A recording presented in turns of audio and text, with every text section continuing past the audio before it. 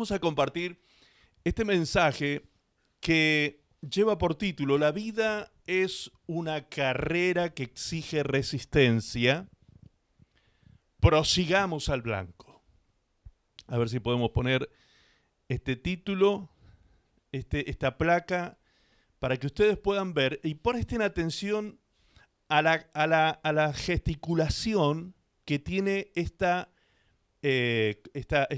chica, esta deportista, velocista, creo que se llaman la categoría de estos deportes. Y como ustedes pueden ver en su rostro, hay un gran esfuerzo que ella está realizando, a pesar del entrenamiento que ese cuerpo tiene, a pesar de que ese cuerpo ha sido entrenado muchas veces, ha estado trabajando todos los días seguramente preparándose para esta carrera. A pesar de eso, cuando llega el momento de correr la carrera, aún el esfuerzo se ve impreso en su rostro, se puede ver el esfuerzo que le está imprimiendo a esta velocidad que tiene que tomar en esta carrera. Y hemos tomado como ejemplo a estos deportistas porque es justamente el ejemplo que utiliza el apóstol Pablo cuando se refiere a esto, de nuestra vida cristiana. El apóstol Pablo se refiere a nuestra vida cristiana como una carrera, como algo semejante a una carrera. Y es una carrera que la debemos correr legítimamente. Este título responde, como ustedes van a ver más adelante, responde precisamente a un texto bíblico. Es parte de un texto bíblico que dice: la vida es una carrera que exige resistencia. Prosigamos al blanco. Este es la exhortación que nos hace el apóstol Pablo. Yo prosigo al blanco, dice él. Dejo todo atrás y prosigo al blanco. Prosigo a la meta, que es llegar a la excelencia del conocimiento de Cristo. Así que vamos a compartir sobre esto en el día de hoy y vamos a ver en el Señor un perfil que quizás por ahí, quizás no recuerdo yo al menos, que hayamos tocado este tema alguna vez en la iglesia, pero este perfil de Dios es muy importante. Dios es un Dios que tiene la capacidad de hacer todas las cosas nuevas. Dios es un Dios que tiene la capacidad de hacer todas las cosas nuevas. Dios hace que el ser humano que ha creído en Él nazca de nuevo. Eso es lo que dice la palabra de Dios, que nosotros cuando venimos a Cristo se produce una regeneración en nuestras vidas y venimos a nacer de nuevo en una nueva vida, una nueva oportunidad de vida que Dios nos da. Esa vida que Cristo compró en la cruz del Calvario, vida y vida en abundancia. Juan capítulo 10, verso 10 dice: allí vemos replicadas las palabras de Jesús. El Señor Jesucristo dijo estas palabras: yo he venido para que tengan vida y para que la tengan en abundancia. Yo he venido para que tengan vida y para que la tengan en abundancia. El Señor Jesucristo, cuando dijo esto, estaba implícitamente diciéndonos que nosotros estábamos muertos. El apóstol Pablo precisamente dice que nosotros estábamos muertos en delitos y pecados antes de conocer a nuestro Señor Jesucristo. Y cuando vinimos a Cristo, fuimos trasladados del reino de la muerte al reino de la vida. Hoy, estando en Cristo, somos nuevas criaturas, nueva creación, ¿sí? Somos criaturas regeneradas. Dios nos ha dado la oportunidad de renacer en este tiempo en Cristo Jesús. Segunda de Corintios 5:17 dice la palabra de Dios: de modo que si alguno está en Cristo, nueva criatura es. Las cosas viejas pasaron. He aquí, todas son hechas nuevas. Esto está hablando justamente del principio, del génesis, del origen de nuestra vida en Cristo. El día que nosotros vinimos al Señor, el día que nosotros vinimos a Él, tuvimos la oportunidad de nacer de nuevo y de ser hechas nuevas criaturas. Y estas nuevas criaturas van dejando atrás todo lo que tiene que ver con esa vieja naturaleza, ese viejo hombre que estaba muerto en delitos y pecados, que estaba viciado, va dejando atrás esa vieja naturaleza y va tomando la nueva naturaleza del Hijo de Dios, de Cristo Jesús, por medio de su Espíritu Santo. Y por eso es que una persona que se convierte realmente de corazón al Señor y su corazón es regenerado, comienza a tener cambio de actitudes, cambio de lenguajes, cambio de pensamientos, porque su mente ahora comienza a ser tomada por la mente de Cristo. Dice la palabra de Dios que nosotros los hijos de Dios tenemos la mente de Cristo. Y eso se produce por medio de la renovación de nuestro entendimiento a través del conocimiento de la palabra de Dios. Amén. Es decir, que esa vida nueva que Cristo nos viene a dar, que esa nueva criatura que el Señor quiere formar en nosotros, se va a formar conforme a su voluntad establecida en su palabra. Por eso es tan importante entrar en el conocimiento de la voluntad de Dios.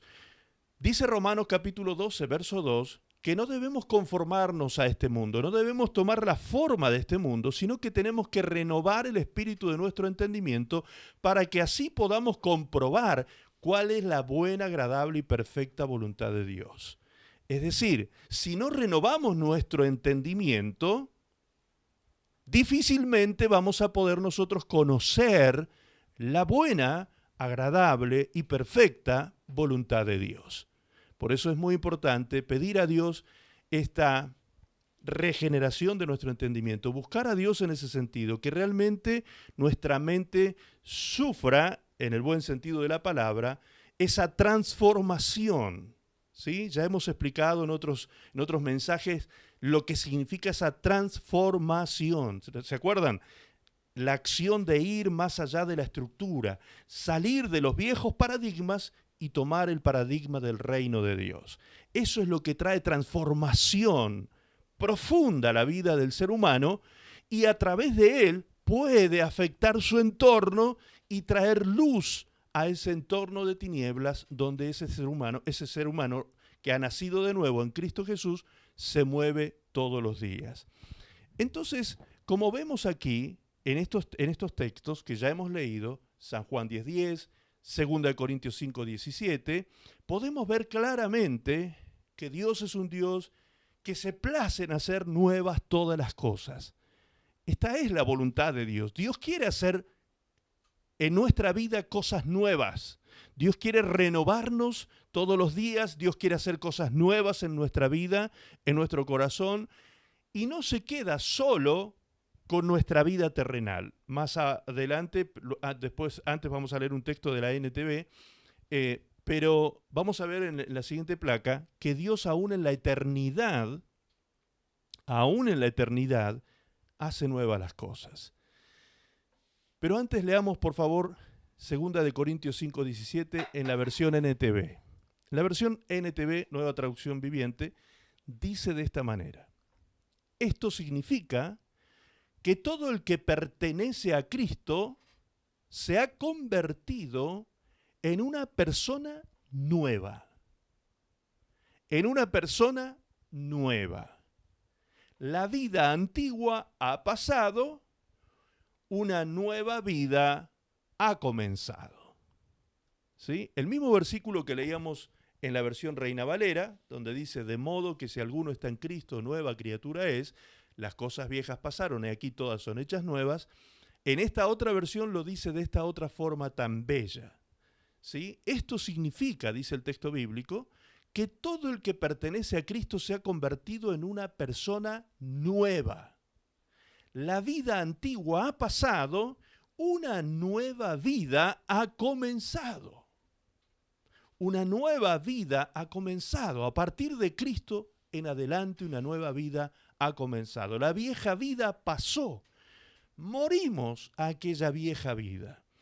A mí me ocurre que a veces hay personas con las que yo comparto, por ejemplo, el testimonio personal, mi testimonio personal, cómo yo llegué a Cristo, les comento algunos detalles de lo que fue mi vida antes de conocer al Señor. Y cuando yo estoy contando esas cosas, me parece a mí, al hombre nuevo del presente, le parece increíble que en este mismo cuerpo se hayan vivido esas historias. Me parece increíble. Es como que no puede ser. Como que no soy yo. Como que eso fue un sueño. Como que eso que yo viví durante tantos años, tantas cosas que viví alejado de Dios, sin conocer a Dios, estando sin Dios, sin promesa, en tinieblas, muerto espiritualmente, la cantidad de cosas que viví cuando estaba esclavizado al pecado, me parecen increíbles al momento de recordarlas, porque el hombre nuevo, el hombre que Dios recreó a partir de Cristo, no tiene nada que ver con aquella persona, pero absolutamente nada que ver. Todo cambió, todo, absolutamente todo. Claro, algunas cosas, o muchas, para ser totalmente honesto con esto, muchas cosas fueron cambiando progresivamente. Algunas Dios las cambió porque tenía que ser así, la misma noche de mi conversión a Él. La misma noche que yo estaba en aquella vigilia donde conocí a Cristo, esa misma noche Dios cambió mi vida en ciertos aspectos de manera radical, dando un vuelco de 180 grados a mi vida y a la dirección de mi vida. Pero a partir de allí comenzó un proceso de crecimiento, un proceso de santificación, un proceso de renovación de mi entendimiento para que realmente mi vida sea totalmente otra. La antigua vida pasó y he aquí hay una nueva persona, dice el texto bíblico, una nueva creación de Dios. Ahora veamos lo que dice Apocalipsis en el capítulo 21. Hablando del momento en que ya estaremos definitivamente en su presencia, dice el capítulo 21, verso 4,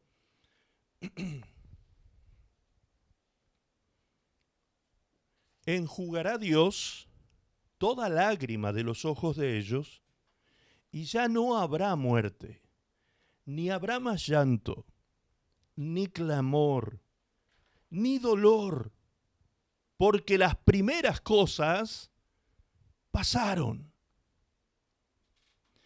Y el que estaba sentado en el trono dijo, he aquí, yo hago nuevas todas las cosas. He aquí, yo hago nuevas todas las cosas. Y me dijo, escribe, porque estas palabras son fieles y verdaderas. Es decir, estas palabras son dignas de confianza absoluta. Dios está diciéndole a Juan el apóstol que escriba, que deje asentado esto que acaba de escuchar en el cielo, donde se le estaba entregando la revelación del Apocalipsis. Y Dios le dice, déjalo escrito porque esto que estás escuchando es absolutamente cierto, verdadero, digno de confianza y digno de ser creído para esperanza eterna. Es decir, el día que ustedes vengan a estar aquí conmigo, dice el Señor, el día que ustedes sean traspuestos de la tierra al cielo, ese día será un día de alegría, de consuelo. No habrá llanto, no habrá dolor. ¡Wow! Qué esperanza maravillosa nos espera, nos aguarda, de estar un día en su presencia, de disfrutar de esto que el Señor ha prometido en aquel paraíso celestial que Dios tiene preparado para nosotros. Y dice la palabra del Señor, que es la parte con la que nos vamos a quedar para este mensaje, que Él hace nuevas todas las cosas. Es decir, que Dios nos hizo nuevas criaturas a nosotros el día que vinimos a Cristo, pero no se conforma con hacernos nuevos nuevas criaturas a partir de nuestra fe puesta en Él, sino que además cuando seamos traspuestos al cielo, otra vez Dios hará cosas nuevas para sus hijos. Lo que podemos ver hasta aquí entonces es que a Dios le place hacer cosas nuevas. Dios es un Dios de cosas nuevas. Dios es un Dios que puede hacerlo todo de nuevo si quiere, como recuerdan ustedes la parábola del alfarero, de allí del profeta Jeremías, cuando habla y dice que el profeta, en las manos del profeta se deshizo la vasija y Dios la hizo de nuevo. Dios la hizo de nuevo. El Señor puede hacer nuestras vidas de nuevo tantas veces quiera, tantas veces nosotros nos deshagamos en sus manos, Él puede hacer nuevas todas las cosas y todos los días lo puede hacer. Esa es una gran esperanza y es un gran acto de amor de Dios dispuesto para nosotros. Por eso Él dice, mis misericordias son nuevas cada mañana. Fíjense cómo Él renueva, hace nueva su misericordia cada mañana. ¿Te das cuenta? Es parte de la naturaleza de nuestro Padre, hacer nuevas las cosas. Es parte de su naturaleza renovar su pacto con nosotros todos los días y tener piedad de nuestras vidas, tener misericordia de nuestras vidas, ayudarnos a atravesar este proceso cual mariposa en su capullo, ¿sí? Cuando vemos que ese gusano se encierra en ese capullo y luego sale una mariposa maravillosa luego de esa mutación que se produjo en ese tiempo de transformación de ese capullo, esa metanoia, de allí viene la palabra metamorfosis, justamente esa metamorfosis que se produce por medio de esa transformación profunda allí en lo oculto, en lo secreto del capullo.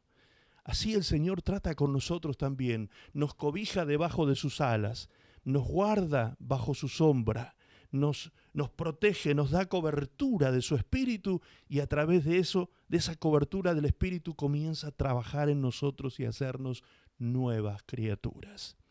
Esto es un proceso extraordinario, maravilloso, que nosotros tenemos que aprender a vivir, a disfrutar todos los días de nuestras vidas. Entender, saber que nuestro papá hace nuevas todas las cosas y todos los días si es necesario. ¿Entendemos este principio? Que nuestro Dios es un Dios de cosas nuevas y que Él puede hacerlo nuevo todos los días. Amén. Eso es un principio maravilloso. Todos los días podemos buscar su presencia, tomarnos de su mano para que Él nos renueve en ese día y siga ese proceso de transformación, de metamorfosis en nuestra vida. Bien. Hoy estamos en el primer día del primer mes del año 22. Estamos en el primer día del primer mes del año 2022. Para aquellos que deseamos hacer la voluntad de Dios, como dice aquí en la placa, deberíamos preguntarnos, después de un 2021 de tanto dolor en el mundo, de tanto sufrimiento y lágrimas, de tantas pérdidas, de tanta crisis en distintas áreas, 2021, 2020, también año duro y difícil. Estos 2 años han sido globalmente años muy difíciles. Ante una situación como esta, ¿qué deberíamos nosotros preguntarnos al entrar en este próximo año? Pues, cuando yo estaba preparando este mensaje, meditando sobre esta palabra, justamente el Señor me direccionó hacia esa pregunta que tenía relación con Pablo, el apóstol, cuando tuvo su encuentro personal con el Señor. Es decir, su historia se acababa en ese día, en ese encuentro personal con Jesús, cuando él iba camino a Damasco, dice, persiguiendo a la iglesia. Tremendo este hombre. Y en ese momento que tiene ese encuentro personal con nuestro Señor Jesucristo, él es derribado, dice, a tierra, queda ciego por causa de ese vislumbre de la gloria de Dios que vino sobre él, Y cuando él reconoce al Señor Jesucristo en esa aparición que tiene, él le dice al Señor estas palabras. Le dice, Señor, ¿qué quieres que yo haga? Estas fueron las palabras del apóstol Pablo en su encuentro personal con Jesús. Señor, ¿qué quieres que yo haga? Y lo que el Señor le dijo, a partir de ese momento, Pablo, cual soldado fiel, se puso de pie, caminó hacia la calle llamada La Recta, donde fue a tener un encuentro allí con aquel que puso sus manos sobre él para que recuperara la vista, y a partir de ese momento se aparta a Arabia y comienza a buscar la revelación que Dios tenía para su vida. Obviamente que en ese momento Pablo no sabía que a él se le iba a revelar el Evangelio de la Gracia y que él iba a ser el apóstol a los gentiles, el que iba a ser enviado a los gentiles, y desde él, desde su palabra, el Evangelio iba a ser conocido en todas las naciones, comenzando por el vasto imperio romano de aquella época. Entonces, digno de imitar, el apóstol Pablo decía inclusive, sed imitadores de mí, como yo de Cristo. Es decir, Pablo viene a ser un modelo también para nosotros, los hijos de Dios, en cuanto a lo bueno, en cuanto a lo malo, en cuanto a todo lo que podemos ver en él y aprender de su vida. Y él dijo estas palabras, y es la misma, él hizo esta pregunta, ¿qué tengo que hacer, Señor? ¿Qué es lo que debo hacer, Señor? Es lo mismo que yo quisiera que hoy nos preguntásemos nosotros aquí en CCBM. Padre, ¿qué quieres que yo haga en el 2022? ¿Qué quieres que yo haga en lo personal? ¿Qué quieres que yo haga en lo familiar, en lo matrimonial, en lo laboral? ¿Qué quieres que yo haga? Yo quiero, Señor, hacer tu voluntad en el 2022. ¿Estamos de acuerdo con esta pregunta todos? ¿Queremos todos realmente saber, conocer lo que Dios quiere que hagamos en el 2022? Gloria a Dios. ¿Decimos amén? Levantemos la mano. Decimos amén, gloria a Dios. Claro que sí, queremos saber, los hijos de Dios que amamos a Dios sinceramente, queremos saber cuál es su voluntad y la queremos hacer y obedecer. La respuesta del Señor al pueblo de Israel, lo cual quedó escrito para nosotros los que hemos alcanzado los fines de los siglos, dice la palabra de Dios, estos textos antiguos y las historias del pueblo de Israel son un testimonio que quedó escrito para nosotros, para que nosotros podamos considerar esas historias, para que nosotros podamos considerar esas circunstancias que Israel vivió a los efectos de evitar hacer cosas que ellos hicieron mal o hacer lo que ellos hicieron ver bien para poder ver en nosotros la bendición de Dios como también Israel la disfrutó en ciertos momentos de su historia. El profeta Isaías viene a traer una palabra a Israel de tremenda esperanza después de terminarse un tiempo de cautiverio, ¿sí? Israel estaba en cautiverio y el profeta Isaías trae una palabra esperanzadora para Israel en este momento, después de tanto dolor, de tanto sufrimiento, de tanta disciplina del Padre, disciplina de Dios sobre Israel. El profeta dice estas palabras. Isaías capítulo 43, versículos 18 y 19. Allí puse entre paréntesis el año que estamos dejando atrás y el año que comenzamos hoy. Dice, no os acordéis de las cosas pasadas, 2021, ni traigáis a memoria las cosas antiguas. He aquí que yo hago cosa nueva. He aquí que yo hago cosa nueva. Año 2022. Pronto saldrá a luz, ¿no la conoceréis? Otra vez abriré camino en el desierto y ríos en la soledad. He aquí, dice el Señor, después de este tiempo de disciplina, de sufrimiento, de dolor, de crisis, de quebranto, de soledad, de sentir que yo te solté la mano, le dice a Israel, después de todo este tiempo, de todos estos años de cautiverio, he aquí que yo vengo a hacer algo nuevo para mi pueblo. Pronto va a salir a luz y van a ocurrir cosas extraordinarias, porque en el desierto donde no se pueden construir caminos, yo sí haré camino, dice el Señor. El desierto es un lugar que particularmente no se trazan caminos porque los médanos de arena se mueven todo el tiempo, se trasladan de un lugar a otro, y aunque uno hiciese un camino, el camino se borra porque la arena lo taparía por medio de esos vientos del desierto, rápidamente taparía el camino. Pero Dios dice, lo que es imposible para los hombres, posible es para mí, dice el Señor, y yo sí puedo hacer un camino en el desierto.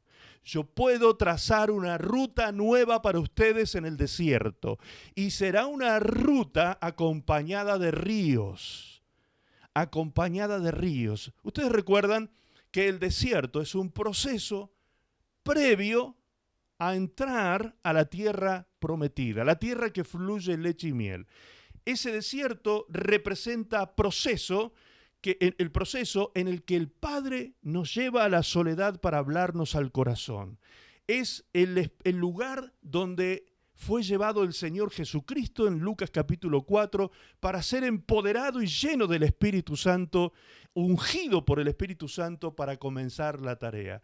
El desierto siempre será una bendición cuando el desierto es bien entendido, bien entendido. Si entramos sin quejarnos, no como hizo el pueblo de Israel, si entramos para obedecer y reconocer a Jehová nuestro Dios, como hemos aprendido estos domingos atrás en las predicaciones, reconocer que Él es nuestro amo, nuestro dueño, nuestro soberano, y que lo que Él dice es lo que nosotros como hijos y siervos deberíamos hacer, pues los desiertos se acortan.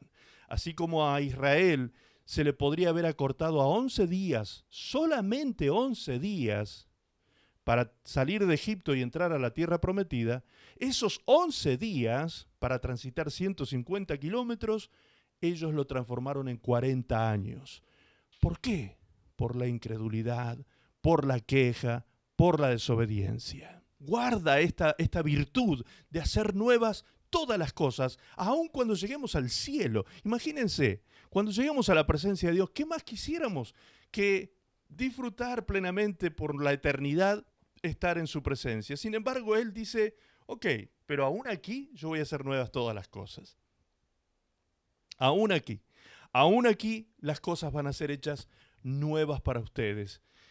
Entonces, entendiendo esto, entendiendo que Israel había pasado por un tiempo previo de cautividad, producto de la desobediencia anterior, ¿sí? Porque cada vez que había cautividad, ustedes después pueden leer el capítulo 28 de Deuteronomio, completo lo pueden leer, 28 de Deuteronomio, allí se explica cómo iba a actuar Dios cuando su pueblo Israel desobedeciera.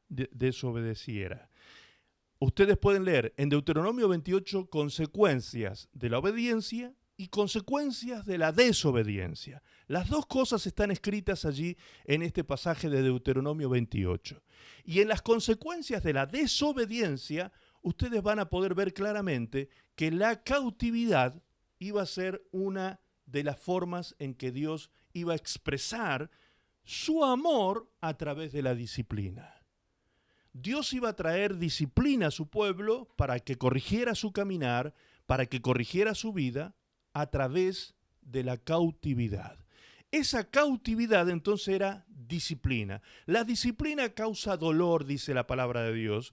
La disciplina trajo sufrimiento y esa cautividad, es decir, cuando venía otro reino y tomaba a uno y lo llevaba cautivo, lo que hacía, lo que significaba ser cautivo, era ser llevado como esclavo.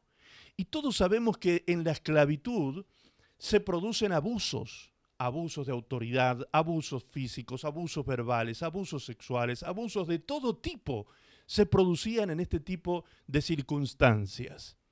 Por lo tanto, en el corazón del pueblo de Dios que fue llevado cautivo durante tantas décadas, estaban todos estos sentimientos.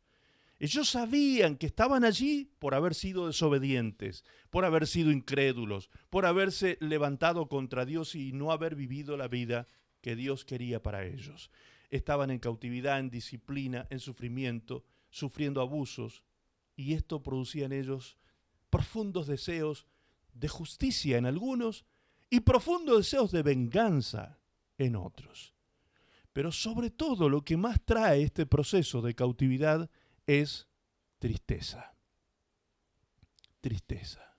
Mucha tristeza. Una tristeza profunda. ¿Sí? ¿Recuerdan que leíamos recién capítulo 43 de Isaías, donde decía, yo hago nuevas todas las cosas, abriré un camino en el desierto, ríos en la soledad? Eso lo dice Isaías en el 43, pero en el 42, es decir, en el capítulo anterior, explica el motivo por el cual Dios había llevado a Israel a esa cautividad. En el 42:24 dice, ¿quién dio a Jacob en botín y entregó a Israel a saqueadores? ¿No fue Jehová? ¿Contra quién pecamos? No quisieron andar en sus caminos, ni oyeron su ley.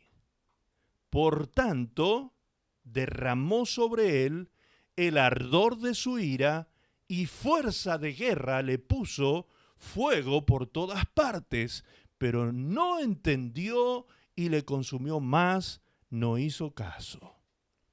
Por eso es que también en la cautividad pasaban los años, las décadas, década tras década, y Dios seguía esperando que su pueblo entendiera disciplina.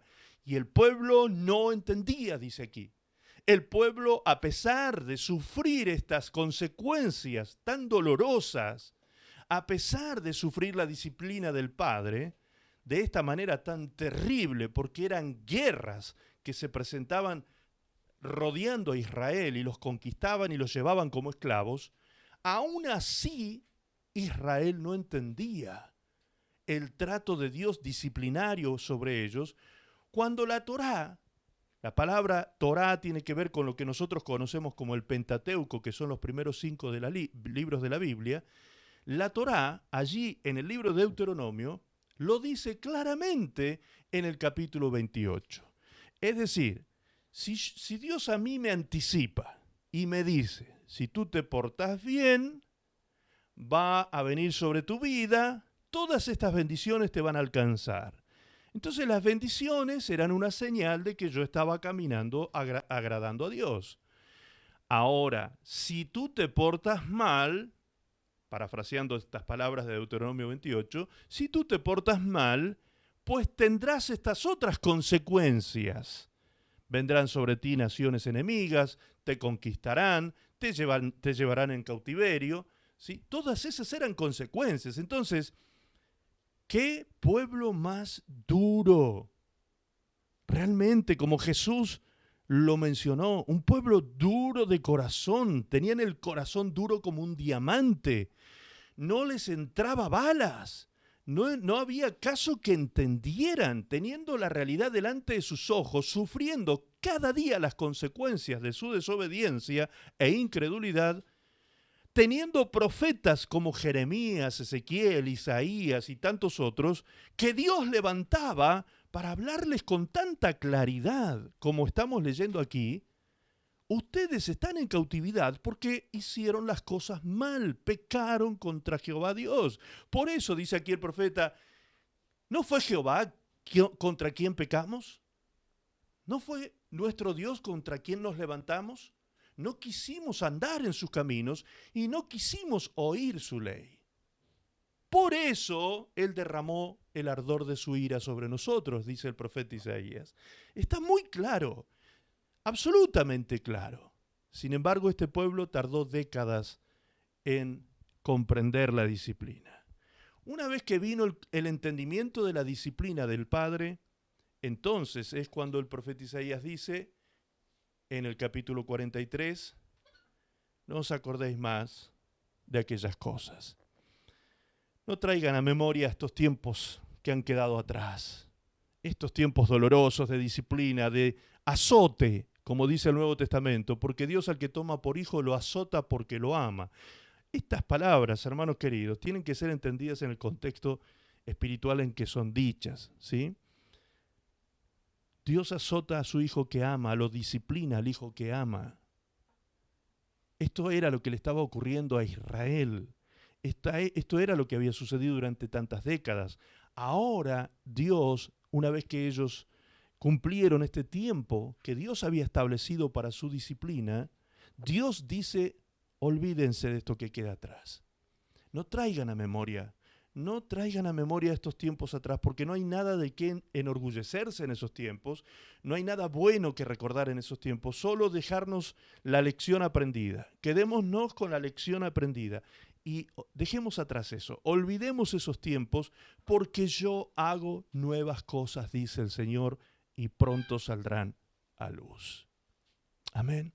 ¿Cuánta esperanza me da a mí saber que tengo un Padre tan amoroso que pudiendo Él borrarme del mapa, borrarme del universo, de un soplido, sin embargo Él me da a mí tantas oportunidades. Dios me puede esperar décadas, me puedo volver viejo, siendo duro, terco, pero el Padre nos tiene tanto amor y tanta paciencia que si se tiene que tomar décadas de nuestra vida para tratar con nosotros, lo hará.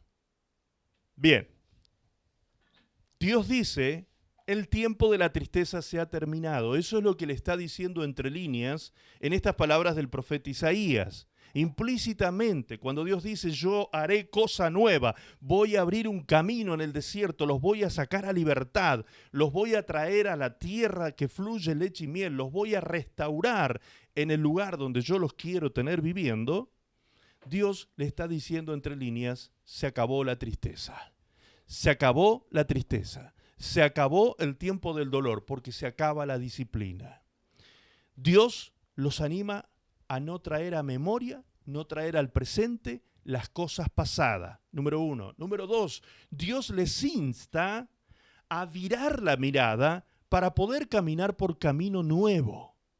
Cuando Dios te dice, saca tu mirada de allá atrás, cuando Dios dice, no traigas a memoria las cosas antiguas, nos está diciendo, saca tu mirada de las cosas del pasado y apunta tu mirada hacia adelante, hacia las metas nuevas, los objetivos que yo tengo trazados para ti para adelante. Si tú quieres caminar en camino nuevo, rumbo a la tierra de bendición, pues entonces debo cambiar mi perspectiva de las cosas. Yo no puedo caminar hacia adelante mirando para atrás, porque voy a volver a tropezar. Voy a volver a tropezar, voy a volver a encontrarme con obstáculos que no me van a dejar llegar al propósito de Dios para mi vida. Será un camino en el desierto, somos conscientes, como dijimos recién, que el desierto será un proceso. Amén, decimos amén al proceso, porque es una bendición ser procesados para alcanzar las metas y objetivos que Dios tiene para nuestra vida. Ese proceso traerá a nuestras vidas madurez espiritual, llenura del Espíritu Santo. Recuerden que el apóstol Pablo dice en Efesios 5:18 que cuando el Espíritu Santo nos llena, lo que está produciendo es control, gobierno sobre nuestra vida. Así que cuando vamos alcanzando esos niveles de madurez, vamos entonces alcanzando niveles de gobierno. Dios está gobernando nuestra vida. Dios está al control de nuestras circunstancias y situaciones. Cuando nosotros nos apartamos de Dios, cuando nosotros rechazamos su mano amorosa, que aún por ese amor nos disciplina, nos corrige, nos endereza, cuando nosotros rechazamos esa mano de misericordia, pues entonces tenemos que atenernos a las consecuencias, las cuales pueden ser muy dolorosas. El mundo nada bueno tiene para ofrecernos, el diablo nada bueno tiene para ofrecernos. Todo lo que nos rodea sin Dios es muerte. El pecado y su producto, su resultado, es muerte. Todo lo que está allí afuera esperándonos es muerte. Pero si estamos tomados de la mano de nuestro Dios, Todos los días sus misericordias son nuevas. Cada mañana Él renueva su misericordia para que nosotros cada día nos tomemos de su mano en ese desierto, en ese proceso, y que Él hable a nuestro corazón, nos empodere con su espíritu. Ríos de agua viva corran de nuestro interior. ¿Recuerdan ustedes que Jesús, cuando habló de los ríos de agua viva que correrían en nuestro interior, en el interior de los hijos de Dios, Él se refería al espíritu que recibirían aquellos que creerían en su nombre? Bien, aquí vemos en esta palabra que acabamos de leer que Dios abriría caminos en el desierto, pero también dice ríos en la soledad. El río es una representación del Espíritu Santo también, que está con nosotros en medio de ese proceso.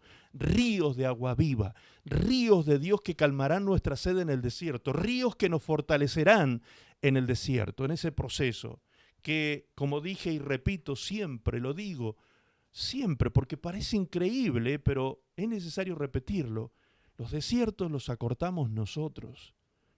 Y así como tenemos el poder de acortarlo, tenemos el poder de extenderlos. ¿Por qué? Solo por la obediencia o la desobediencia. Obedezco, el desierto lo atravieso en 11 días. Desobedezco, 40 años. Sigo desobedeciendo, termino muerto en el desierto. Como pasó con aquella generación que salió de Egipto y terminó muerta en el desierto por causa de haber sido hallado en ellos corazón malo de incredulidad, dice el libro de Hebreos. Amén. El pueblo de Dios en este tiempo pasado había sido atacado por dos tipos de tristeza. Dos tipos de tristeza. Prestemos atención a esto. Una, la tristeza que produce la disciplina. La tristeza que produce la disciplina de Dios. Y dos, la tristeza que viene por consecuencias de las circunstancias que estoy viviendo en esa disciplina. Como decíamos recién, el abuso, la indignidad de la esclavitud, ¿sí? la necesidad, la pobreza, la miseria que se vive en ese estado, todo lo que representa esclavitud, todo lo que tenía que ver con esta cautividad, producía tristeza en el corazón del pueblo de Dios. Ahora, llamativamente, también en el Nuevo Testamento, Dios nos habla de estas dos tristezas en el libro de Corintios. Segunda de Corintios 7, verso 10, dice de esta manera. Fíjense con qué claridad Dios nos habla de estas dos tristezas.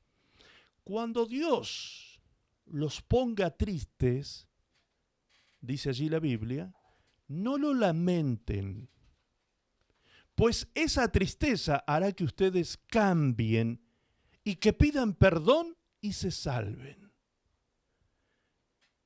Pero la tristeza provocada por las dificultades de este mundo los puede matar. ¿Te das cuenta cómo allí Dios nos habla de estos dos tipos de tristeza? Primero, la tristeza que Él mismo inocula en nuestro corazón. Él mismo produce esa tristeza para que por medio de esa tristeza nosotros podamos arrepentirnos, cambiar nuestra manera de pensar respecto de cómo veníamos viviendo y tener un cambio de vida, una transformación en nuestra vida por medio de buscar el perdón de Dios. Vamos a cambiar, dice, cuando pidamos perdón y nos vamos a salvar por consecuencia. La salvación vendrá a nuestro hogar, la salvación vendrá a nuestra vida, a nuestra familia. Todo lo que nosotros involucremos en nuestra vida, cuando yo entro en gracia, cuando yo entro bajo la gracia de Dios, los demás lo van a notar. Los demás van a ver que yo soy un testimonio viviente, un testimonio que camina, un testimonio del amor de Dios que camina sobre esta tierra. Si estoy triste, de parte de Dios, no lo lamentes, dice la palabra aquí. Si la tristeza viene de parte de Dios, ¿cómo me doy cuenta? Debemos discernir qué tipo de tristeza es la que nos está llegando a nuestra vida, la que nos está afectando en el presente. Bien, cuando la tristeza viene de parte de Dios, es para arrepentimiento. Si leemos la versión de Reina Valera, 1960, dice que Dios produce en nosotros tristeza para arrepentimiento. Tristeza para arrepentimiento. Es decir, que cuando la tristeza viene de parte de Dios, en lo que nos hace meditar, reflexionar, es en alguna cosa que yo estoy haciendo mal. Algo que yo no debería estar haciéndolo de esa manera. Entonces viene la tristeza de parte de Dios para amonestarme, para inquietarme, para convencerme de pecado, de justicia y de juicio, a fin de que yo me arrepienta, pida perdón y me salve. Definitivamente, que es el propósito final de nuestro Dios. Pero, dice el texto, la tristeza provocada por las dificultades de este mundo los puede matar. Esa es la famosa depresión. La depresión que puede matar a un hombre o a una mujer, al más fuerte. Cuando la depresión lo ataca, al más fuerte lo puede liquidar. La depresión puede matar. Entonces tenemos que estar atentos y discernir, como les decía, qué tipo de tristeza es la que estoy viviendo. Si es la tristeza que provoca Dios para que haya un cambio en mi vida, o si es la tristeza que viene por consecuencia de las circunstancias que estoy viviendo. Ahora recuerden esto, Israel estaba viviendo circunstancias tristes porque estaba bajo disciplina. Bajo disciplina. Entonces nosotros también podemos estar mezclando estas tristezas porque Dios está tratando no solamente con nuestro corazón, sino que trata con todo nuestro ser a través de las circunstancias. Por eso tenemos que estar atentos, ¿sí? Muchas veces yo veo cómo hay cristianos que fácilmente, rápidamente le echan la culpa al diablo de todo lo que les pasa en la vida, ¿sí? Oh, es que el diablo está enojado. No, es que el diablo levantó el infierno contra nosotros. No, es que los demonios me tienen loco, no me dejan ni dormir en la noche y qué sé yo. Hay gente que ve al diablo por todas partes. Y lo que la palabra de Dios nos enseña realmente es que muchas circunstancias que nosotros vivimos es a causa de nuestras acciones, nuestras conductas, circunstancias dolorosas, crisis, por malas decisiones, por no meditar las cosas, por no considerar a Dios en nuestros caminos, ¿sí? Por no reconocer a Jehová en nuestros caminos, por no reconocer su presencia en nuestros proyectos. Nos puede ir mal en algunas circunstancias, pero aún así a los que amamos a Dios, hasta eso nos ayuda bien. Hasta eso nos ayuda bien. ¿Me explico? Ahora, Dios le dice a Israel, olvídense de eso. ¿La pasaron mal? ¿La pasaron mal? ¿Sufrieron este proceso? ¿Les dolió? Muy bien. Porque eso hizo que ustedes cambiaran de actitud, cambiaran de conducta y dejaran de mirar para atrás y comenzaran a caminar en el camino nuevo que yo tracé para ustedes en este desierto. Es decir, el camino nuevo está trazado en el proceso que me llevará a mí a la victoria, al crecimiento, a la madurez espiritual, a la conquista de las metas que Dios tiene para mi vida. Entonces, gloria a Dios si es así. Gracias, Señor, por el desierto. Gracias, Señor, por la disciplina. Gracias, Señor, por la tristeza que ha estado afectando mi corazón para transformar mi vida, para sacarme del pecado y comenzar a vivir esa vida nueva que tú tienes para mí. Ahora el Señor les dice, dejen esto atrás y olvídenlo. Olvídenlo. Miren, hay niños, yo conozco niños viejos, niños viejos, que cuando me hablan a mí, personas adultas, estoy hablando de 60, 70 años, cuando me hablan a mí, a veces me cuentan sus historias y comienzan a llorar. En psicología se le llama el niño herido. El niño herido se le llama en psicología, ¿sí? El niño herido, el niño interior que todos llevamos, como dicen también por ahí, ¿no? El niño interior herido. Ese niño herido hace que ese viejo de hoy reaccione con lágrimas cuando recuerda los días en que sus padres, por ejemplo, o sus tutores, o sus padrastros, abusaban de ellos con violencia, con maltrato. Algo parecido es de lo que está hablando Dios aquí cuando dice, yo los azoté a ustedes, yo tuve que hacerles pasar este proceso de dolor para que ustedes cambien de actitud, se arrepientan y vuelvan al camino recto. Por eso Dios no quiere ni que recordemos esos años, sanemos esos dolores, perdonemos en el caso de aquellos que tenemos heridas en nuestro corazón porque fuimos abusados, porque fuimos violentados, porque perdonemos. No miremos más para atrás, no traigas a memoria las cosas antiguas porque no te hace nada bien. Si Dios mismo me está diciendo a mí, ni te acuerdes de esta disciplina que tuviste que vivir, olvídalo, ya está, esto pasó, déjalo atrás, olvida tu pasado, olvida tu historia, olvida tu dolor, tu circunstancia. Hoy es otro día, hoy es un día nuevo, dice Dios, y yo voy a hacer cosa nueva, yo voy a hacer algo nuevo para ti. Ahora, eso nuevo está siempre dispuesto y disponible para nosotros en Dios, como decíamos recién, porque Él hace nuevas sus misericordias cada mañana. Los que estiran el cautiverio, los que estiran la disciplina, los que estiran los desiertos, somos nosotros, amados, somos nosotros. Entonces, hoy decía José cuando daba gracias al Señor, él decía, yo puedo resumir todo lo que he pasado en este tiempo y cómo salí de allí con una sola palabra, dijo él, con una sola palabra. Y esa palabra es obediencia. Y es así. Eso es lo que tenemos que aprender. Obediencia. Por eso el trato de Dios en nuestras vidas.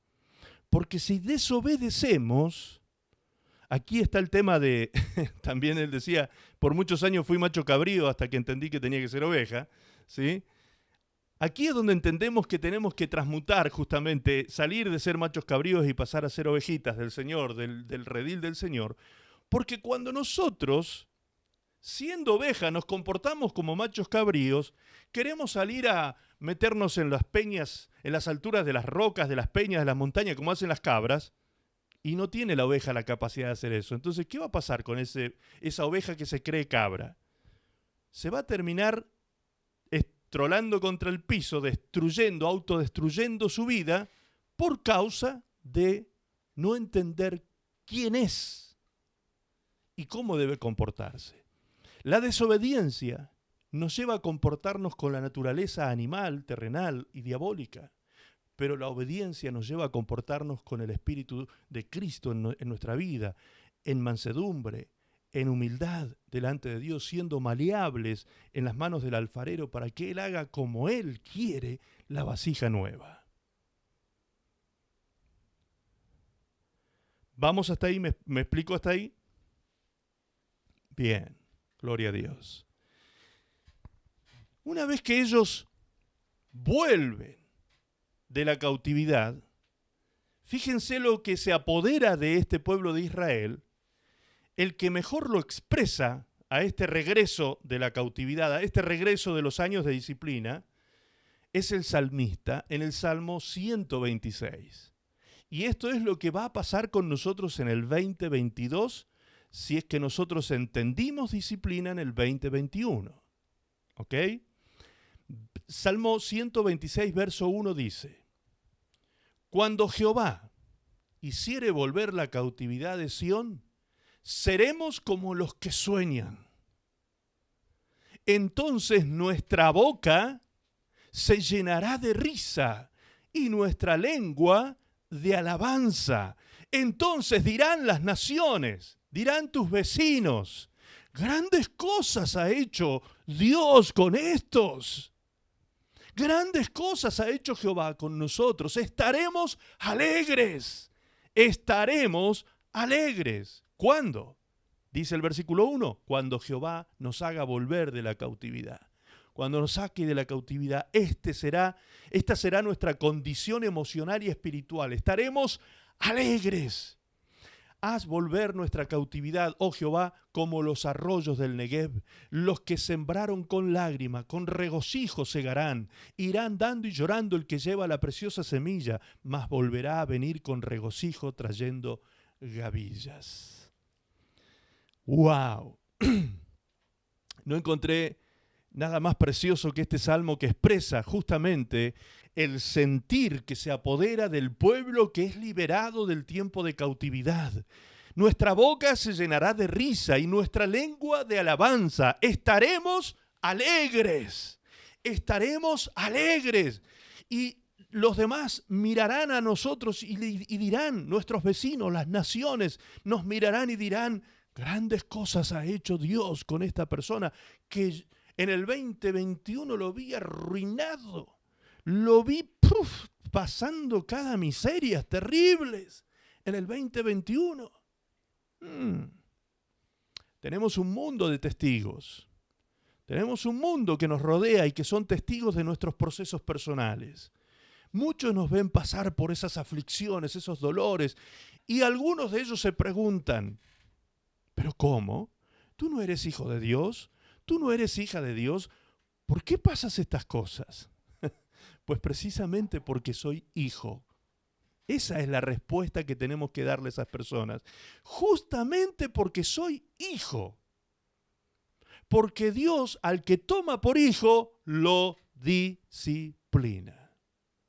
Así que el que se tiene que preocupar no es el que está sufriendo disciplina, sino el otro que está viviendo su vida sin ninguna consecuencia en este momento de disciplina de Dios.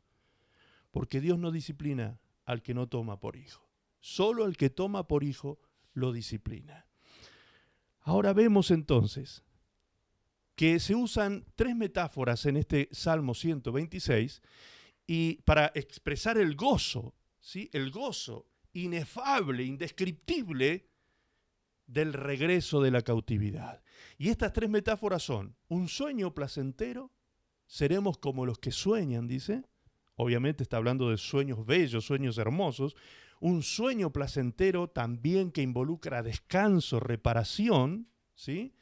2, el agua refrescante de los arroyos en el área desértica meridional, allí del lugar donde estaba hablando Isaías, del arroyo del Negev, como dice, el agua refrescante que pasaba por el desierto.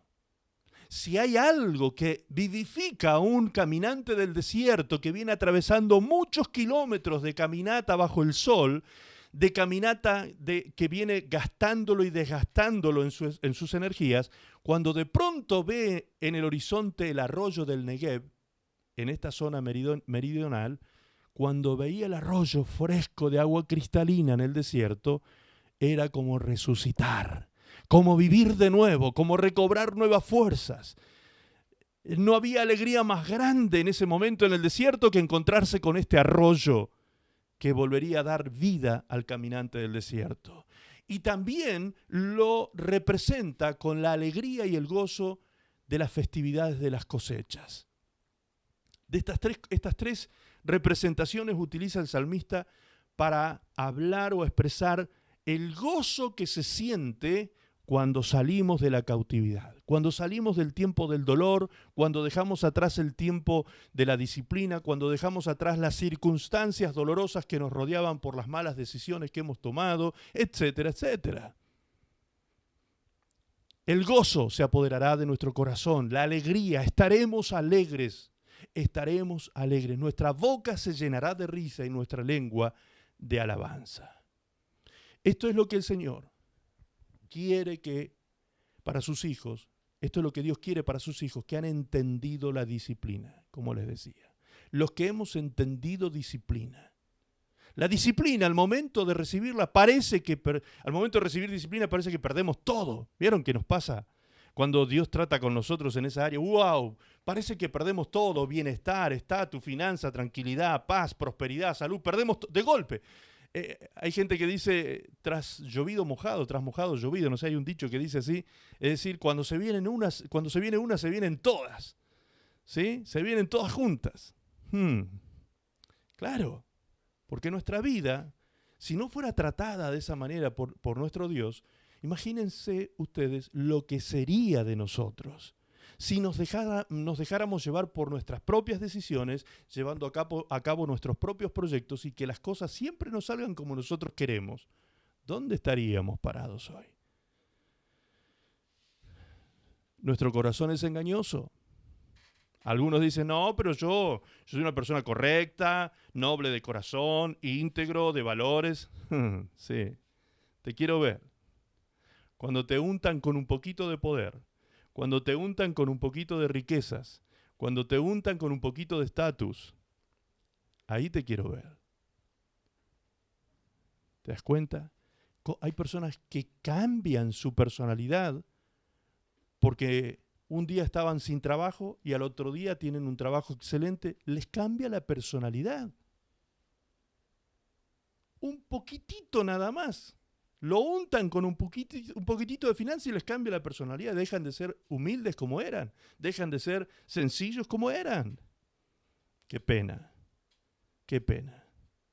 Porque es el humilde el que es exaltado por Dios. Porque es el que se humilla, el que recibe gracia de Dios. ¿Sí? Debemos entender estos procesos del Señor que maduran nuestro carácter. El Señor te quiere administrando la vida abundante que ha traído para ti y para mí. Él quiere que administremos esa vida abundante. Pero no puede haber administración con inmadurez espiritual y emocional. Entonces Dios tiene que tratar. Porque en definitiva el objetivo de Dios es hacernos crecer y que un día estemos en su presencia, donde otra vez todas las cosas serán hechas nuevas. El apóstol Pablo comprendía este proceso en su vida. Y fíjense las palabras que dice el apóstol Pablo en Filipenses, capítulo 3, versículo 7. Dice, pero cuantas cosas eran para mí ganancia, las he tenido como pérdida por amor de Cristo. ¿A qué se refiere Pablo? Pues Pablo, si estudiamos su historia, vamos a ver que Pablo era fariseo de fariseo, hebreo de la tribu de Benjamín, doctor de la ley, era un hombre de estatus, de alto estatus en la sociedad, era parte del Sanedrín que gobernaba allí en Jerusalén. Es decir, Pablo el apóstol tenía una situación en todos los aspectos religiosa, él mismo decía, en cuanto a la ley, irreprensible. Es decir, era un hombre que guardaba la ley celosamente, era un hombre guardado para Dios, era un hombre celoso de su religión judía, era un hombre con unas características únicas y que le daban a él un estatus de honra, de dignidad y de bienestar en todos los aspectos en esa sociedad donde él estaba insertado. Pero cuando vino Cristo a su vida, imaginen ustedes lo que habrá significado para el apóstol Pablo su encuentro con el Señor y la revelación de quién era Jesús el Cristo para él, que él decidió dejar todo esa historia, ese pasado, esas circunstancias que a él lo favorecían tremendamente. Él lo tiene por basura todo eso a fin de avanzar hacia la excelencia del conocimiento de Cristo. Él tiene por basura todo eso. Se olvida de ese pasado. Deja atrás ese pasado para tomarse de la mano del Cristo que estaba conociendo ahora. Y dice el verso 8, ciertamente aún estimo todas las cosas como pérdida por la excelencia del conocimiento de Cristo Jesús, mi Señor, por amor del cual lo he perdido todo y lo tengo por basura para ganar a Cristo. ¡Wow! Si Dios a nosotros nos pide algún desprendimiento de algo, ¿cuántos estamos preparados para decir, Señor, yo lo dejo todo por ti? ¿Cuántos estamos preparados? Pues aquellos que hemos sido procesados por Dios y hemos llegado a ese punto donde ya no nos importa nada, que nos pida lo que nos pida el Señor, que allí estamos dispuestos y disponibles para Él, pues esos son los que han entendido disciplina.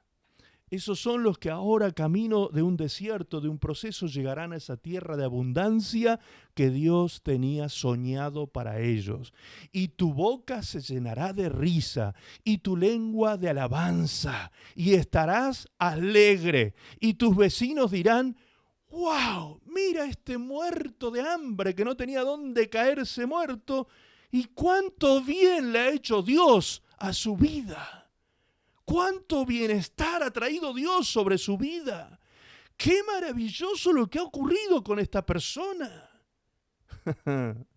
Esos son los procesos de los cuales son testigos nuestros vecinos. Eso dice el Salmo. Nuestros vecinos verán los procesos de Dios en nosotros. Por eso, nunca neguemos los procesos de Dios ante nuestros vecinos. Si estamos sufriendo, no es por culpa de Dios. Contémosle al vecino, miren, la verdad es que yo soy un hijo de Dios y Dios me tiene bajo disciplina, porque Dios me ama. Dios me ama, me está disciplinando, Él me está tratando. Y este tiempo se va a acabar, porque Dios va a hacer algo nuevo. Dios me va a sacar por camino del desierto, me va a dar agua fresca y cristalina aún en el desierto y me va a llevar a la tierra de abundancia. Mis amados hermanos, esto que yo les estoy predicando hoy, yo lo he vivido en mi vida personal muchas veces en mi vida.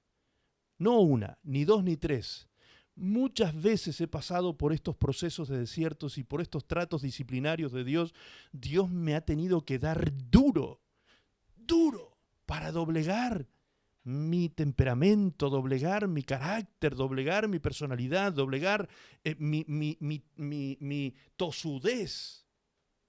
Mi tosudez.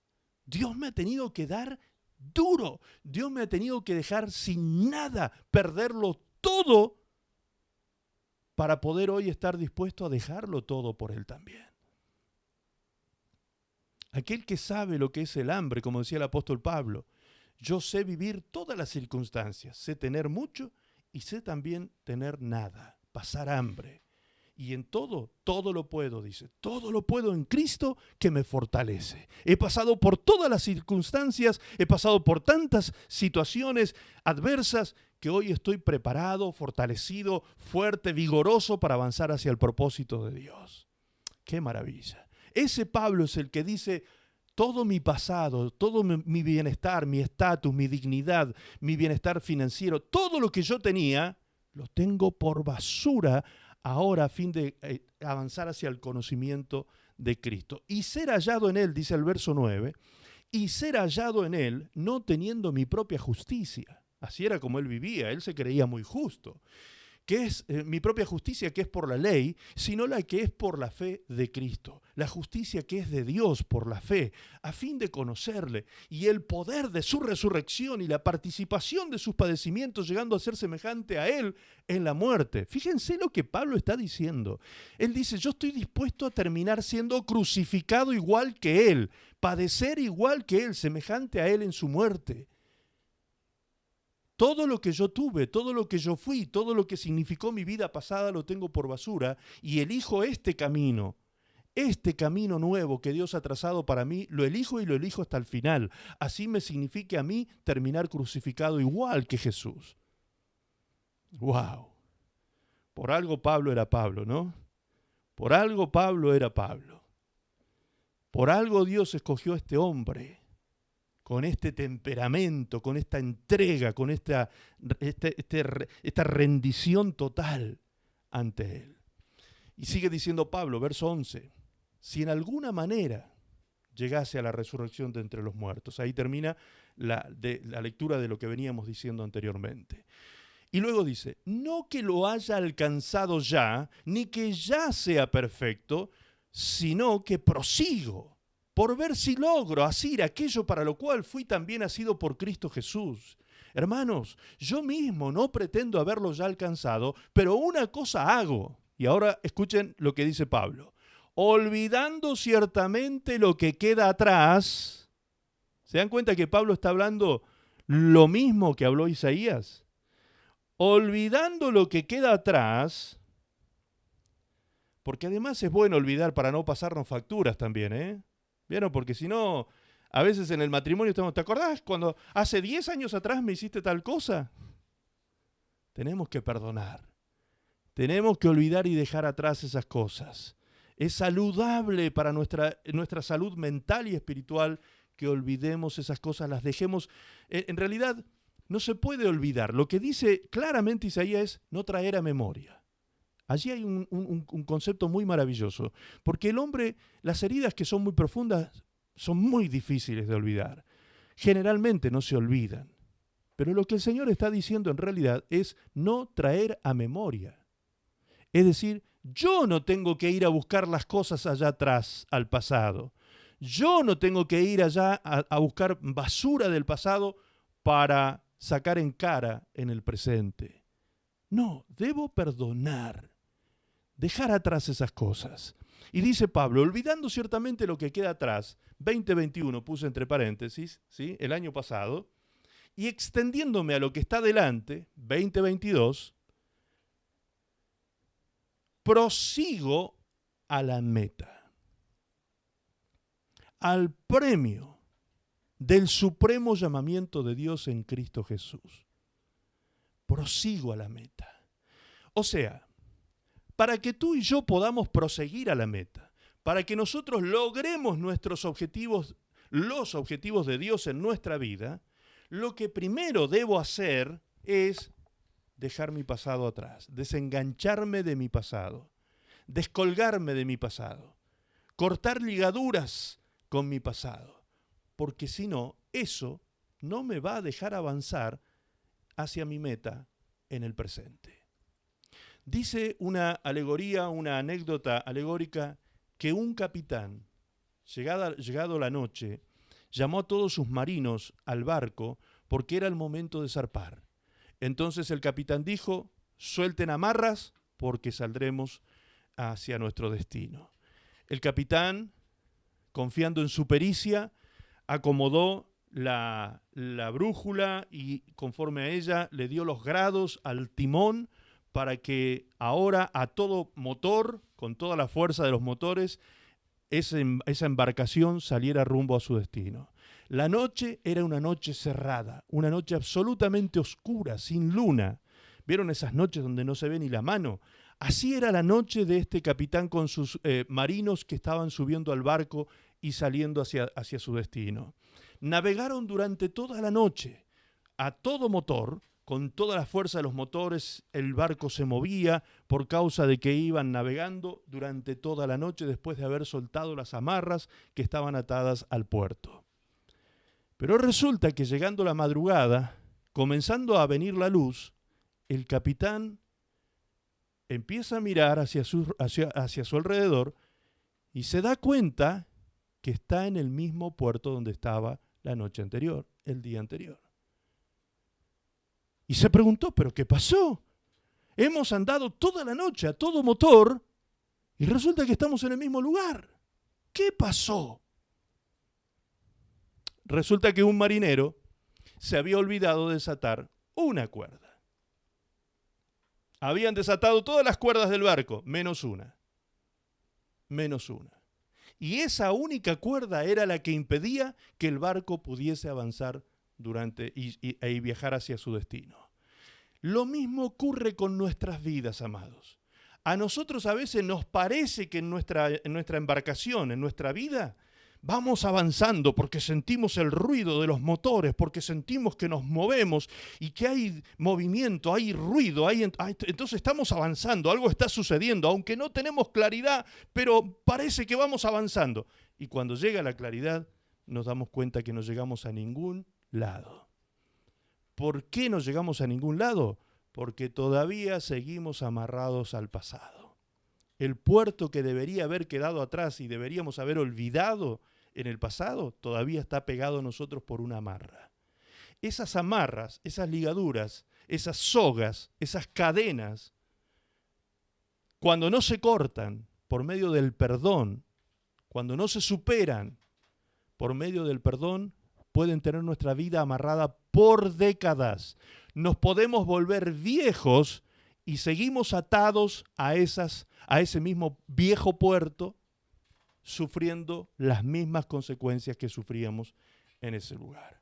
Por eso es importante soltar el pasado. ¿Quién no se equivocó en el pasado? Todos. Todos nos equivocamos en el pasado. Pero se da cuenta que cuando recordamos el pasado en el matrimonio, por ejemplo, ¿recordamos el pasado mirando al otro? Mirando al otro.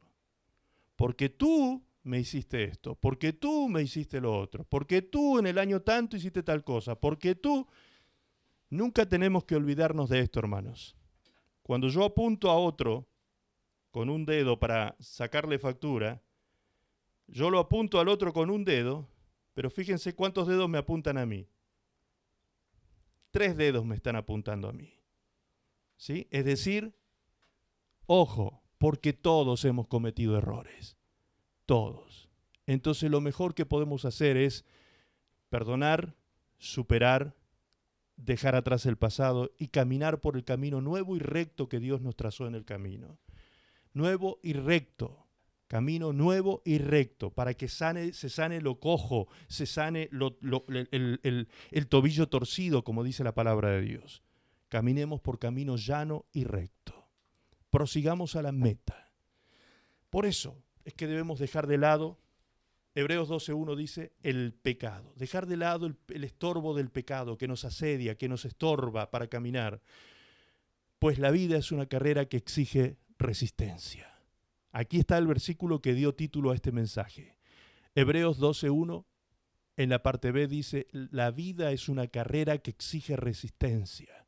Por eso debemos sacarnos de encima el peso del pecado que nos asedia y no nos deja correr con libertad. El verso 2 dice, pongamos toda nuestra atención en Jesús, pues de Él viene nuestra confianza y es Él quien hace que confiemos cada vez más y mejor. Jesús soportó la vergüenza de morir clavado en una cruz porque sabía que después de tanto sufrimiento sería muy feliz. Fíjense, lo busqué en esta versión maravillosa porque me encanta cómo lo dice. El Señor Jesucristo, dice Hebreos 12:2, cuando dice en la Reina Valera, puesto los ojos en Jesús, autor y consumador de nuestra fe, se refiere a este pasaje. Y dice que el Señor soportó la vergüenza de morir clavado en una cruz. ¿Por qué dice soportó la vergüenza? Porque el que moría en una cruz en esa época, esa era la muerte más vil, más indigna que un ser humano podía tener. Era la lacra de la humanidad la que moría en una cruz. Y Jesús murió en esa cruz. Padeció esa vergüenza. ¿Por qué? ¿Por qué soportó tanto sufrimiento? Dice. Porque después del sufrimiento sería muy feliz. Él nos vio a nosotros detrás de esa cruz. Cuando Jesús miró la cruz, atrás de esa cruz estábamos tú y yo. Tú y yo estábamos detrás de esa cruz. Y Jesús sabía que si enfrentaba esa cruz y moría en ella y pagaba el precio de los que estaban detrás de esa cruz, traería a liberación, a libertad y salvación a toda esa gente que estaba cautiva en el dolor del pecado, en la muerte del pecado. Eso haría a Jesús muy feliz, muy feliz. Y ahora, dice, se ha sentado a la derecha del trono de Dios. Verso 3, piensen en el ejemplo de Jesús. Mucha gente pecadora lo odió y lo hizo sufrir, pero Él siguió adelante. Dice que tomemos como ejemplo esto, que lo tomemos a Jesús como ejemplo. Hay gente que nos va a contrariar, hay gente que nos va a odiar porque somos hijos de Dios. Porque somos hijos de Dios, nos van a odiar porque nosotros ponemos ciertas pautas y queremos respetar las leyes del Señor. Hay gente que nos va a odiar, que se va a enojar con nosotros, porque nosotros queremos respetar a Dios antes que a ellos, antes que sus deseos, antes que sus proyectos, sus cosas personales. Nosotros hemos elegido amar lo que Dios ama. Y por amar lo que Dios ama, muchas veces hay gente que nos odia, igual que Jesús. Lo odiaron, lo hicieron sufrir, pero Él siguió adelante, dice el texto. Verso 3. Pero Él siguió adelante. Por eso ustedes no deben rendirse ni desanimarse. No deben rendirse ni desanimarse, pues en su lucha contra el pecado todavía no han tenido que morir como Jesús murió. O sea, todavía no hemos padecido tanto como Jesús padeció. Verso 5, pero ustedes parecen haberse olvidado. Ustedes parecen haberse olvidado. Dice, este texto está dirigido a los hebreos que vivían en Roma, ¿sí?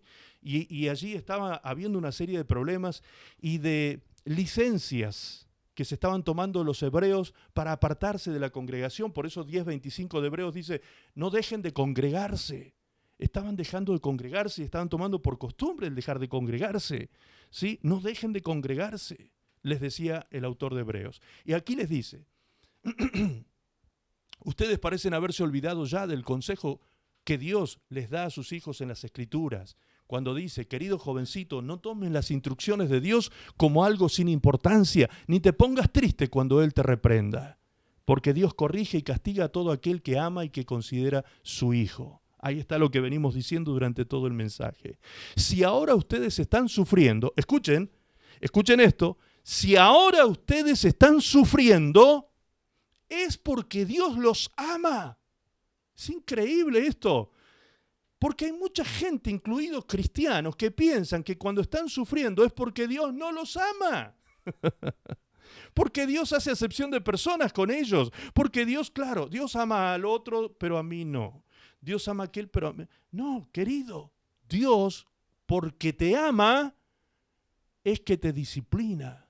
Causa tristeza en tu corazón, sientes el sufrimiento de la separación de Dios, de estar separado de Dios, sientes el dolor. Eso es la disciplina, estar separados de Él, de la comunión con el Espíritu Santo. Eso es terrible. Si eres un hijo de Dios, realmente eres un hijo de Dios, eso lo tienes que padecer. Eso te tiene que enderezar el caminar.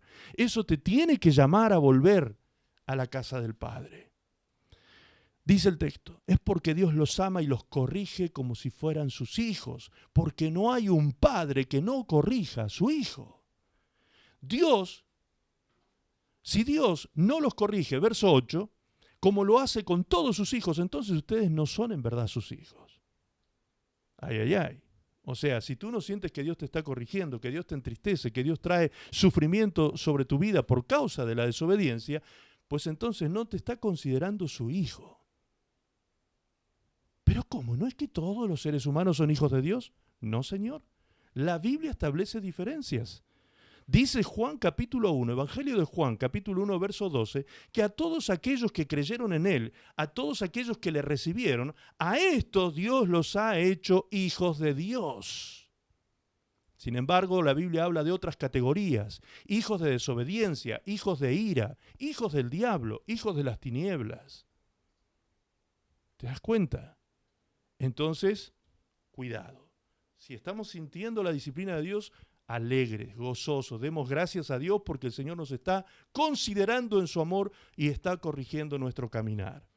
Y dice el texto, cuando éramos niños nuestros padres aquí en la tierra nos corregían y nosotros los respetábamos. Con mayor razón debemos obedecer a Dios, que es nuestro Padre que está en el cielo, pues así tendremos vida eterna. Cuando éramos niños, nuestros padres nos corregían porque pensaban que eso era lo mejor para nosotros. Pero Dios nos corrige para nuestro verdadero bien, para hacernos santos como Él. Santos como Él, es decir, apartados del pecado. Consejo de Dios. Seguimos leyendo el mismo capítulo de Hebreos. Hebreos 12:11 dice, desde luego, que ningún castigo nos gusta en el momento de recibirlo, pues nos duele. Nos duele. Todo castigo, toda disciplina en el momento que lo recibimos nos duele. Pero si aprendemos la lección que Dios nos quiere dar, ¿estás escuchando con atención? Si aprendemos la lección que Dios nos quiere dar, viviremos en paz y haremos el bien. Viviremos en paz y haremos el bien. ¿Cuándo? Cuando aprendamos disciplina. Cuando entendamos la lección que Dios nos quiso dar a través de ese trato disciplinario. ¿Por qué? Porque nos ama. Ahora, una vez que se acabó el tiempo de la disciplina, Dios dice, deja atrás hasta el recuerdo del dolor de la disciplina. Olvídalo. Ya está. ¿Aprendiste la lección? Vira tu mirada, cambia tu perspectiva, mira hacia adelante, deja de mirar para atrás, deja de recordar el dolor de la disciplina, el dolor de las circunstancias que pasaste, la cautividad, los abusos, etcétera, etcétera. Olvídalo, avanza, avance hacia la meta. Prosigo a la meta, decía el apóstol Pablo, prosigo a la meta. Tengo mis ojos puestos en Jesús, autor y consumador de mi fe. Hebreos 12:2 habla del consejo final de Dios. Por todo eso, no debemos dejar de confiar totalmente en Dios, dice este texto. Si la vida es como una carrera y ustedes tienen ya cansadas las manos y débiles las rodillas, cobren nuevas fuerzas. Cobren nuevas fuerzas. Hebreos 12:3. Corran por un camino recto y parejo para que el pie que esté cojo se sane y no se tuerza más. Traten de vivir en paz con todos y de obedecer a Dios, porque si no lo hacen, por favor escuchen esto, porque esto no es amenaza. Hay gente que lee estos textos y dice, pero aquí Dios me está amenazando. No, querido, Dios no amenaza.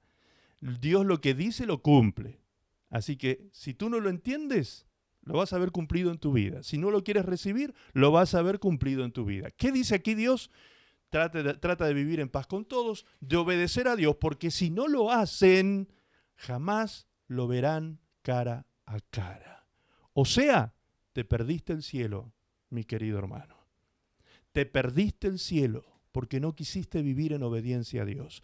No dejen que nadie se aleje del amor de Dios. Tampoco permitan que nadie cause problemas en el grupo, porque eso les haría daño. Sería como una planta amarga que los envenenaría. Bien, consejo de Dios, número 1, no dejar de confiar en Dios. Esto es resumido. Número 1, no dejemos de confiar en Dios. Esa es la tarea para el 2022. Dejamos atrás el 2021, no vamos a recordar ni el dolor de la disciplina y vamos a confiar en Dios en el 2022. Y número 2, vamos a cobrar nuevas fuerzas cada día porque sus misericordias son nuevas cada mañana y podemos orar buscando la fortaleza de Dios para nuestras vidas. Número 3, vamos a correr por caminos de rectitud, como decía el texto. Camino parejo, recto y parejo, decía. ¿Sí? Es decir, nuestro andar en ese camino debe ser un andar recto, en un camino parejo, para que se sane lo cojo, para que el pie que se había torcido pueda ser sanado, caminemos sobre camino parejo y recto. Son alegorías, obviamente, estamos entendiendo, ¿no? Las alegorías que nos presenta esto. Número 4, vivir en paz con todos. Vivir en paz con todos. Ahora, ¿se puede tener paz con todos? No. No, porque hay gente que no tiene paz ni con ella misma. Entonces, si no tiene paz ni con ella misma, no podemos pretender que tengan paz con nosotros. ¿Me explico? Así que por eso el texto dice, en tanto esté de nuestra parte, vivamos en paz con todos. Es decir, soy yo el que tengo que hacer el esfuerzo para estar en paz con todo el mundo. Pero si alguien no quiere estar en paz conmigo, pues lo lamento. Lo lamento por él, no por mí, porque yo sí quiero estar en paz con todas las relaciones que tengo en mi vida. Número 5, obedecer a Dios. Y aquí es donde nos pone la advertencia, que si no lo obedezco finalmente, no lo veré a Él cara a cara. No llegaré a estar en su presencia. Ay, pero pastor, a mí me enseñaron que la salvación no se pierde, que la salvación es para siempre, que hay tantos textos bíblicos que dicen que la salvación es eterna. Sí, hermano querido, pero hay que entender bien esos versículos bíblicos. Aquí dice claramente, le está escribiendo en el libro de Hebreos a hebreos, es decir, gente considerada hijos de Dios en el antiguo pacto, que se convirtieron a Cristo, es decir, doblemente hijos de Dios son estos. Doblemente hijos de Dios. Y a estos que son doblemente hijos de Dios les dice, si ustedes no obedecen, se pierden. No entran a la salvación. No entran a la salvación. Si no obedecen, se pierden. Si quieren tomar nota, pueden leer el mismo libro de Hebreos, capítulo 10, verso 26 en adelante. El mismo libro de Hebreos, capítulo 6, también, versículo 4 en adelante. Y ahí van a entender quiénes son los que se terminan perdiendo aún siendo hijos de Dios. Pero pastor, la salvación se pierde. Voy a cerrar con esto, ¿no? Porque por ahí algunos quedan medio tambaleando con estos temas. No, la salvación no se pierde. El que se pierde eres tú. Tú eres el que te pierdes. La salvación no. La salvación Dios te la va a extender eternamente, precisamente. El llamado de Dios es eterno, es irrevocable. Dice Romanos 11:29, irrevocables son los dones y el llamamiento de Dios. Dios te llamó para ser salvo para siempre. Ahora, si tú rechazas a tu Salvador, al Señor Jesucristo, si tú rechazas deliberadamente esa salvación, pecando y practicando el pecado todo el tiempo sin arrepentimiento, pues entonces el fin es este que está indicado aquí y en esos textos que te acabo de dar. Hebreos 10:26 en adelante y Hebreos 6:4 en adelante. Léelo, por favor, después. Dice además el último consejo de Dios, los últimos consejos de Dios, el 6, no dejar que nadie nos aleje ni que se aleje del amor de Dios. No dejemos que nos alejen ni que alguien se aleje del amor de Dios. Y número 7, no permitir que los amargos nos amarguen la congregación. Miren qué detalle interesante este. No permitir que los amargos nos amarguen la congregación. Eso dice el versículo 15. Volvamos atrás, por favor, al versículo 15. Dice, no dejen que nadie se aleje del amor de Dios. Tampoco permitan que nadie cause problemas en el grupo, en la congregación, porque eso les haría daño. Sería como una planta amarga que los envenenaría. Una planta amarga. Una raíz de amargura, dice en la versión Reina Valera. Por eso, no permitan, dice, que los amargos los amarguen a ustedes. Qué interesante, ¿no? Cuidado cuando hay gente que está amargada y que viene a hablar contigo y empieza a decir cosas desde la amargura contra este, contra el otro, contra tu vecino, tu amigo, tu pariente, tu esposo, tu esposa. Cuidado. Aunque sea de la congregación, cuidado. Cuidado. Cierro con este tema. A veces, amados, hay gente que piensa esto. Ay, el pastor está tan ocupado, pobrecito, él vive trabajando. Ayer una persona me dijo, pastor, ¿usted cuándo duerme? Pues cuando cierro los ojos y estoy tirado en la cama duermo. Naturalmente como cualquier otro mortal, ¿sí? Pero lo que quiero decir es que hay gente que sobredimensiona ese tema. ¿Y qué hace? En vez de buscar el consejo donde debe buscarlo, en el pastor, no, el pastor está tan ocupado, lo voy a hablar con la hermanita fulanita. Y resulta que si la hermanita fulanita tiene el corazón lleno de amargura, está lleno de resentimientos contra su esposo, y usted va a buscar un consejito para ver cómo llevarse bien con su esposo, imagínense el consejito que va a recibir. Ay, pero es una hermana. ¿Sí? ¿Y qué dice aquí? ¿No dice que en la congregación hay gente que está amargada? ¿Y que esa gente amargada puede amargar a otros? ¿Y qué dice además? No lo permitan. Eso no lo permitan. Así que aunque usted sienta que molesta, moleste. Moleste tranquilo, que para eso está el pastor. Moleste tranquilo.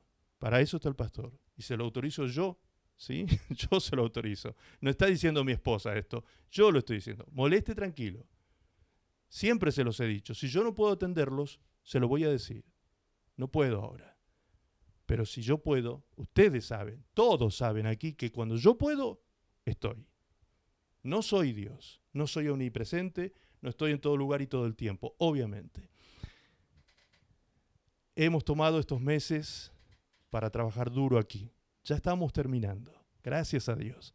Dentro de 15 días, Dios mediante, vamos a estar consagrando la nueva sala al servicio del Señor y a partir de ahí voy a tener mucho más tiempo para estar con ustedes también y también con mi esposa, también con mi familia, porque hasta con mi esposa no he estado, ¿sí?